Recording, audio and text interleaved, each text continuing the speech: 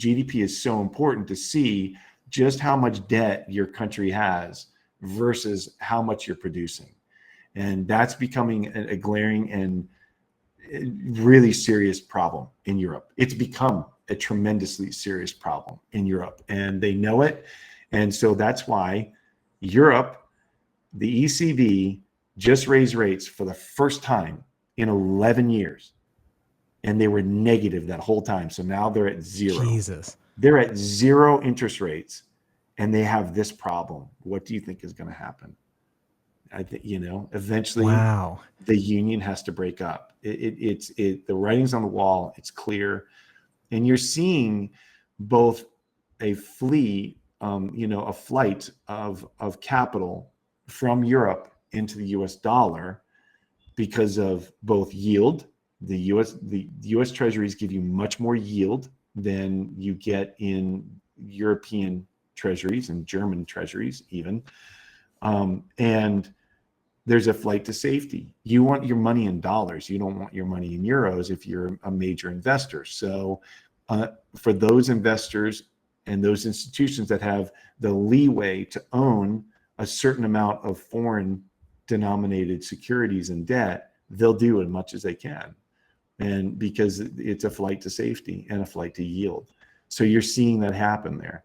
And you're seeing the same thing happen in Japan. We've talked about that before, where Japan is doing the same thing, and they're just being unabashedly, they're buying their 10-year treasuries and keeping that yield at 25 basis points. They're keeping that yield low in order to keep energizing the economy. The problem is, as you keep that yield artificially low, right, then you have investors looking at yields elsewhere, like the US, and saying, okay, well, I can get a better yield there. And so why am I going to stay here buying, owning these treasuries when the JGB will buy them up, keep the yields low, and I could instead go get 3% in a 10-year treasury in the US.